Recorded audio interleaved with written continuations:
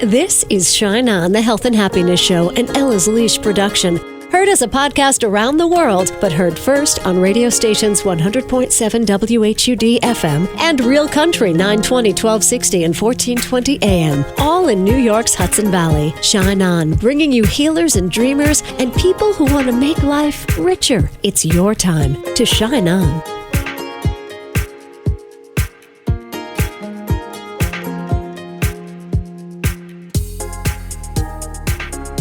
Hi, it's Casey. Thank you for shining on today. You are going to meet and most likely be changed by today's two brilliant guests, both goddesses in their own right. Nadiya Nottingham explains perfectly how we are part divine and part earthly, and why our bodies need to navigate the unpredictable terrain of the outdoors. It's all going to make sense soon.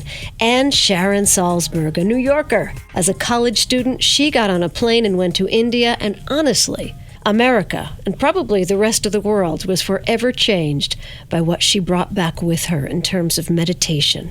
We're going to hear her whole story. Sharon Salzberg, friend of Ram Dass. And what else? Let It Shine, Inc., the benevolent business that was born out of this show, and the Facebook community's A Circle of Women and A Circle of Prayer, has a kickoff party March 8th, and it's sold out. Thank you, Heidi, for bringing all your friends. Shout out to a regular listener there, Heidi. And we have announced our first public mission. Let It Shine, Inc. is collecting prom dresses and evening wear to give away at a free pop-up shop March 21st at the Jefferson Valley Mall in Westchester. Bernie Sanders has health care for all. I have prom dresses for all. Reduce your carbon footprint, young ladies, while you allow the rest of us to clean out our closets. Bring your prom dress and evening wear donations, shoes, bags, jewelry, I want it all, to the Jefferson Valley Mall Management Office during business hours. The free pop-up shop March 21st from noon till 4. All right, this is happening. Let's go into the woods for a little walk. You know you always feel better after you do this, and you're about to find out why. Celtic goddess Nadiya Nottingham is here. We have worked together before. She is the real deal, bringing ancient healing to the modern world. Visit NadiyaNottingham.com and find her Qigong videos, too. You can spend an entire weekend with her in the Catskills at Menla. It will strengthen your Qi. There will be walks in the woods and Qigong. Qigong is about strengthening your spirit, and my teachers talk about, in this time that we're living in, intense times, we need to strengthen our organ Qi. So strengthen the heart, strengthen the liver, the lungs, the kidneys, the stomach, everything that really supports us in everyday life.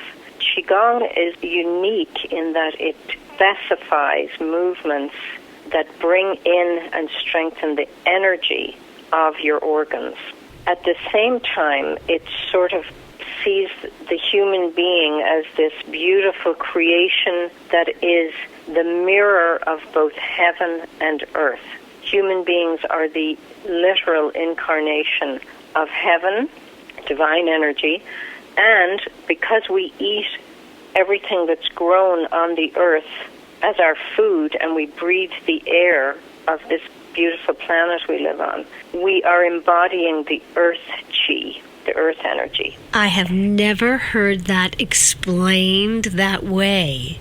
That we humans are the reflection of heaven with divine energy and earth because Mother Earth sustains us. Wow. That's right. That's the simple essence of Qigong. And the practices are very easy to learn. What I love about them, Casey, is that anyone can practice Qigong. It's not like yoga, which I love, and I've taught yoga for 30 years, but not everyone can get up and down from the floor easily and can do bend forward, bend backwards, all these things. Qigong is very gentle. It can be done either sitting or standing. It's really more about like a moving meditation, circular movements of the arms, and then some very easy standing movements kind of swirl the body from side to side. It's a little like Tai Chi, if people are familiar with that. Now, do I need to know when I start out with Qigong what I'm doing in terms of that this movement strengthens this? No, you don't need to know that beforehand. And I will, as we're doing the practices, I explain exactly what we're strengthening and supporting as we do the movements. Just follow you and follow the movements. Yeah, exactly. Beautiful. Exactly. So share with us why it's so important to our bodies and spirits to take a walk in nature. Human beings are nature beings. We're essentially, even though we have this wonderful divine energy, we are animals. We're basically creatures that need food and air and movement. The body over history, since the beginning of creation, is more at home outside. The human body needs variations in walking. That's why hiking and walking over uneven terrain is very important for the human body. Walking on flat ground is not how we evolved as human beings. So in other words, walking on concrete or even jogging on a jogging path, it's not that it's not good for you, but we crave, the human body craves the diversity of Earth. So in other words, it's important for us to be able to look down and see the ground and see if we're going to stumble on something and have good reactivity to seeing a place where I need to modify my walk or walk a little sideways this way and climb a little bit here. And do you know what I mean? It's this kind of a response to our environment, which is taken away from us in the gym. Even though I go to the gym, I do all that stuff, there's nothing that compares to being outside. And kind of, you know how when you throw a ball for the dog and they run and they fall and they go in the water and we're supposed to be doing all those things too. You know, navigating. When you go for a walk in the woods and you don't know the path, your brain and your body, they start to do this wonderful dance. You know, like ego goes away and your brain and your body are taking you on this journey. But I have to ask you about the nature spirits.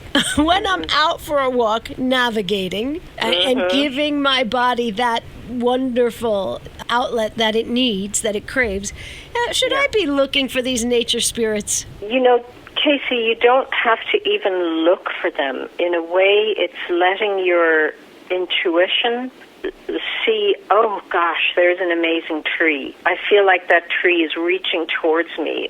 Look at those incredible roots and seeing how, you know, when you go into the woods and you see trees and rocks are all wrapped around each other and there's all these extraordinary things. It's kind of like, that's my life, you know. I've got a bit of a rock here, and I'm growing around. I went around this way in my life at this particular time.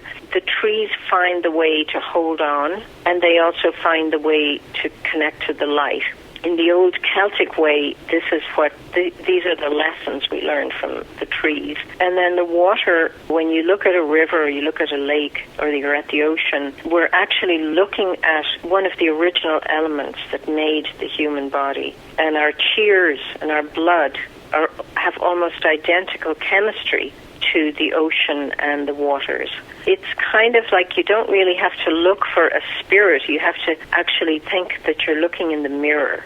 Wow. All right. Is it a real thing that people in Japan forest bathe like we sunbathe? They forest bathe? Yes, they do. There's a practice of literally just going into the forest and letting the trees and the ground sort of seep into you as if you were sitting in a bathtub. They connect their breathing and their whole presence to being with the trees and with nature. You say, too, that you talk to the trees. Yes. What do you say, and do they answer?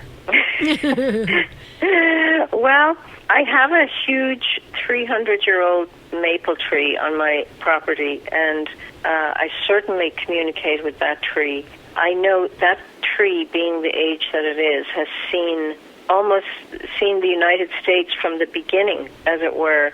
I ask the tree to help me understand the path. If I'm to be a healer in this community, what is the best way for me to be as steady and present as this amazing being that's been here for lifetimes and lifetimes? Yeah.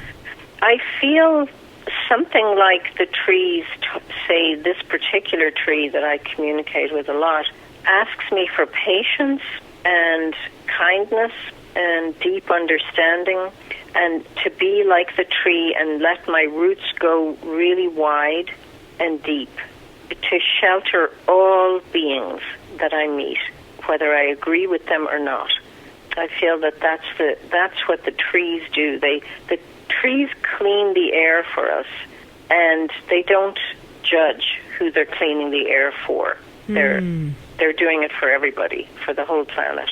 That's it in a nutshell. I could tell you a lot more about my communications with the trees, but I think it's very personal, for each person. And I know people laugh about, tree huggers, and but actually what the many of the surveys and tests show is that people who spend time in nature have lower blood pressure, are healthier, and are less stressed than people who don't. A bit of tree hugging is good for you.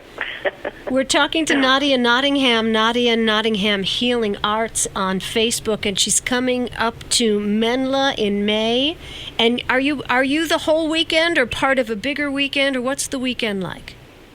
The weekend is just me. It's May 15 to 17, but there's plenty of time within the weekend. Menla has a beautiful organic spa, and so you can get a massage, you can get a facial, you can get all kinds of lovely treatments there. The food is fabulous.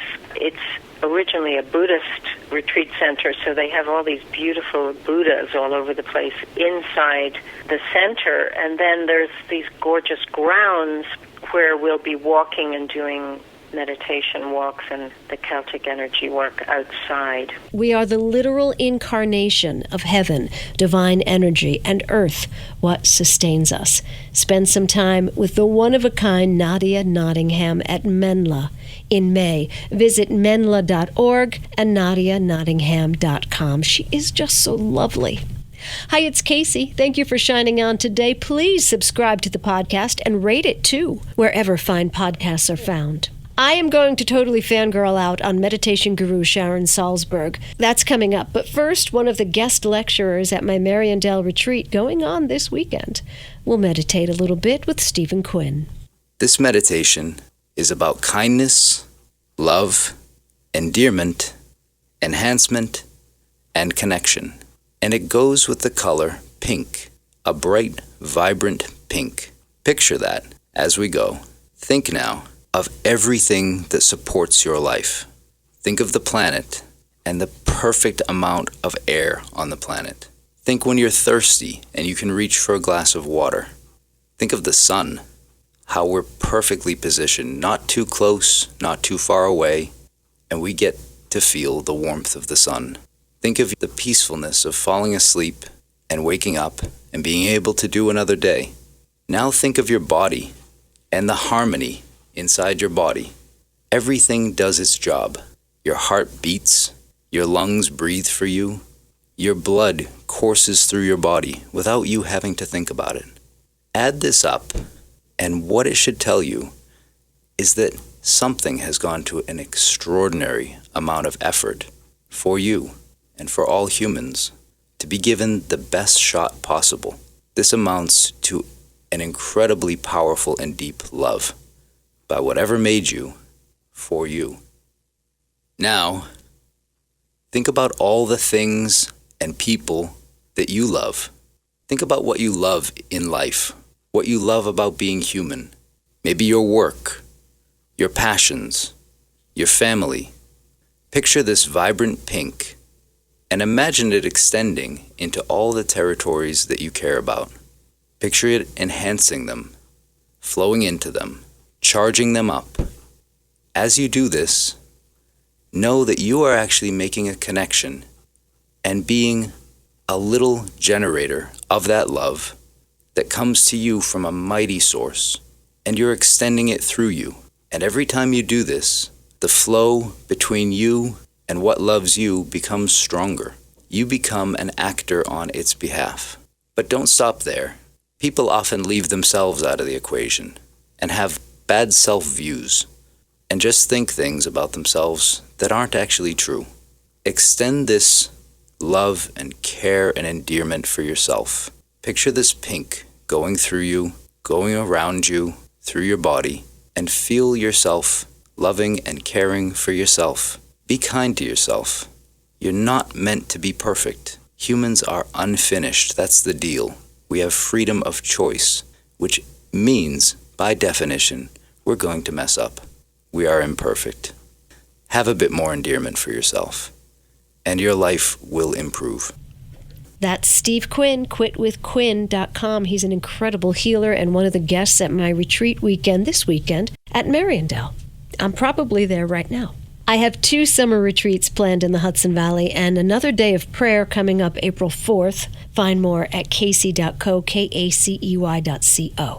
Now, prepare for real happiness with Sharon Salzberg, celebrating the 10th anniversary of her 28-day program put into the book Real Happiness, Realize the Power of Meditation, a New York Times bestseller. Sharon, I can't wait to jump into this conversation. I've got questions.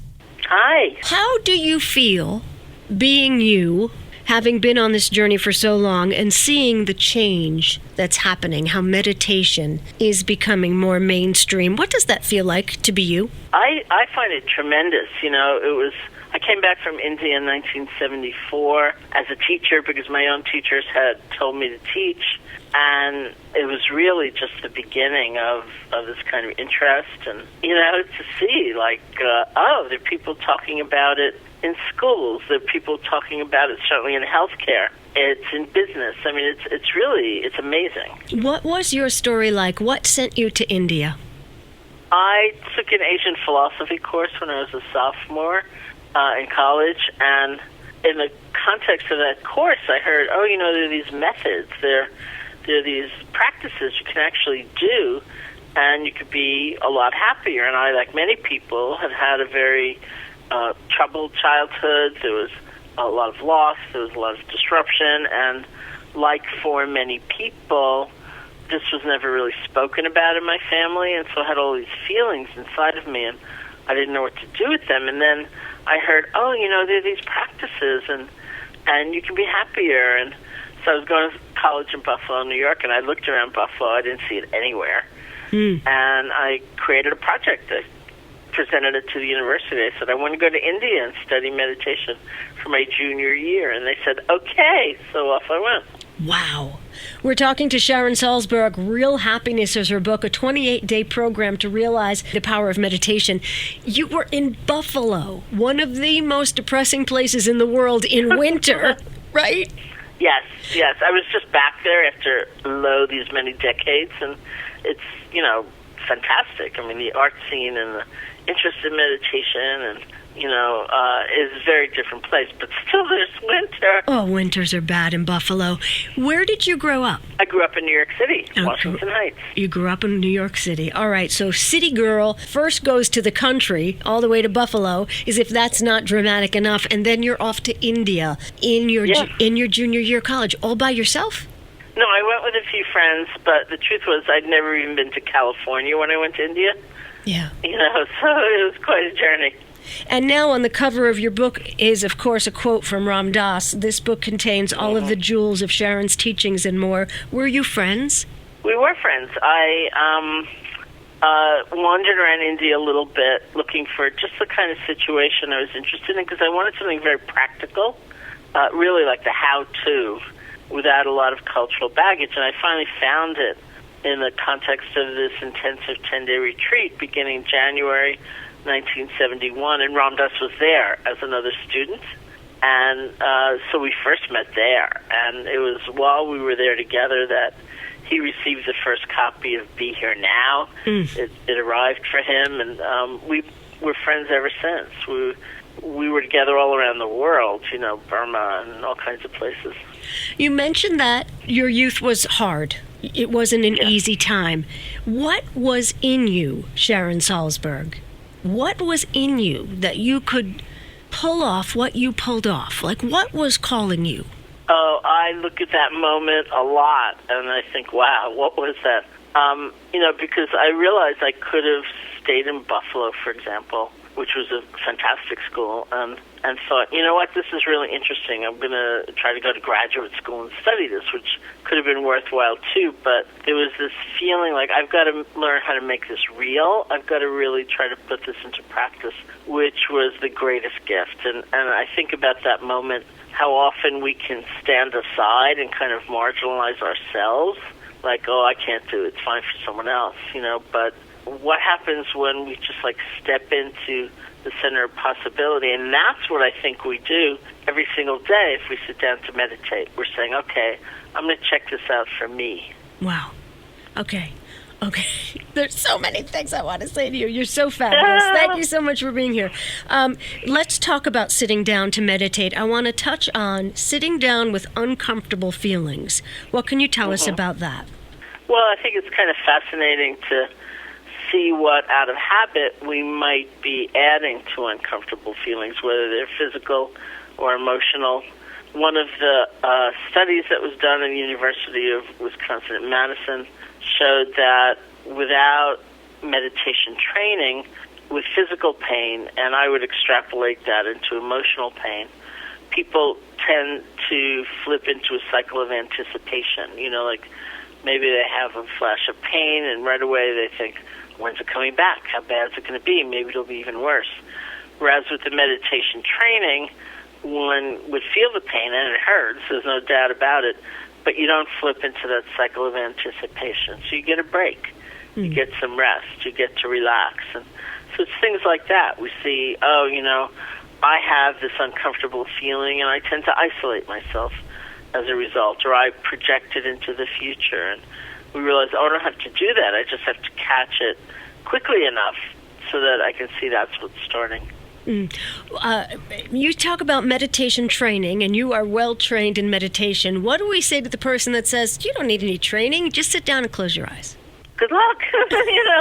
Yeah, you could try that, and I think it would be interesting to see what happens. Sometimes people, not uncommonly, bring their whole ordinary set of judgments in with them, so you sit down and close your eyes, and your mind wanders, and you think, I'm horrible, I'm so bad at this, that would call for some training to realize, everyone's mind wanders, that's expected, that's no big deal. The question is, how gracefully can you come back? How quickly can you come back? That the whole art of concentration is the art of being able to begin again. And so, spare yourself some pain, I would go for some training. Go for some training. How much does, how big a part does self-kindness play in meditation? I think it plays a huge part, and it's an accomplishment, and I think it's something that we are developing, even if it's not named, even if we don't know that's what's growing. But, to even have a foundational exercise, which is very common, like choosing an object of awareness, like the feeling of the breath or a mantra or a sound or an image. Rest your attention there. You'll discover your attention wanders. You can just let go and come back. It's like the secret ingredient to that is being kind to yourself, because it's very, very easy and tempting to realize you've been distracted and just go off on this rant, which is very time-consuming and very exhausting. So it's really in there. It's in there. How often and when do you meditate? I meditate every day. I try to meditate in the morning, but, really whenever I can get it in. It's easiest if I can get it in the morning, and 20 minutes is really fine. All right. Are some meditation sessions cooler than others? Cool, yes, indeed. Definitely. Concentration goes up and down, or different things arise, but the kind of strength of mind that we're cultivating is really the same. You can't count on it always being peaceful or blissful. Sometimes it's really rough, or you feel anxious, or you're very sleepy, or something like that. And that's okay, because that's its own kind of strength training. Okay. We've got a minute left. Real Happiness, a 28-day program to realize the power of meditation. Sharon Salzberg, what do you want to share with our listeners? I think it's a fantastic experiment to make, and what you do with meditation is really up to you, and what form and where you land with it. But really trying it out is a great thing. All right. Thank you. Thank you for the book and for the many books, and thank you for getting on a plane to India all those years ago. Thank you. Thank you, Sharon. Have a beautiful day. You too. She humored me and my fangirlness, but she too is the real deal, a pioneer in the field of meditation and world-renowned teacher, Sharon Salzberg. Go get your clarity, your creativity, your resiliency, and go get her new book. Well, it's the 10th anniversary of her 28-day program, Real Happiness. Maybe I'll let you have mine in a month. Our thought for the day is from Sharon's friend, Ram Dass, who said, "If you think you're enlightened, go spend a week with your family." Shine on.